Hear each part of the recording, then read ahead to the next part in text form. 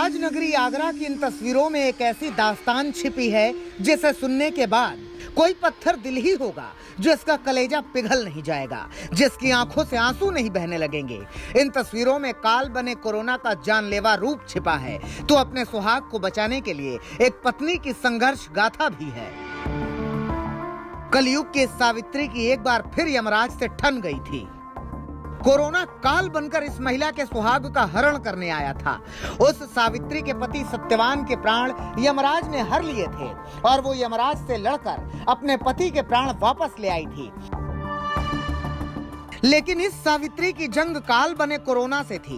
Corona संक्रमित पति की सांसें धौंकनी की तरह चल रही थी। सांसों का सिलसिला थमता जा रहा था। आंखों के आगे अंधेरा छा रहा था। पत्नी अपने पति को बचाने के लिए कोई भी कसर छोड़ना नहीं चाहती थी, क्योंकि सांस में ही आस थी, लिहाजा सहारा सांसों का ही लिया था। ये दास्तान है आगरा की रेणु सिंघल की। रेणु सिंघल के पति रवि सिंघल की तबीयत अचानक बिगड़ी थी।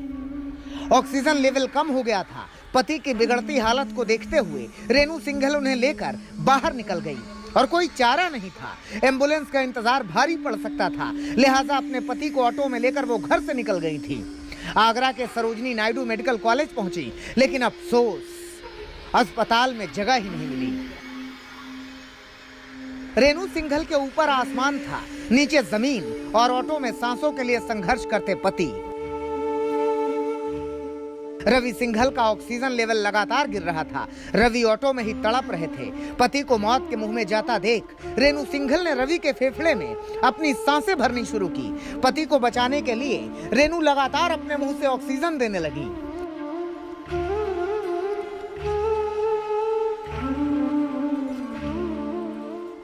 एक बार फिर सावित्री अपने सत्यवान को बचाने के लिए यमराज से लड़ रही थी। रेणु सिंघल पति को अपनी सांसें दे रही थीं। उन्हें लग रहा था सावित्री की तरह वो भी अपने पति को बचा ही लेंगी, लेकिन ये सारी कोशिशें काल के आगे हार गईं। पत्नी की गोद में ही रवि सिंघल ने दम तोड़ दिया।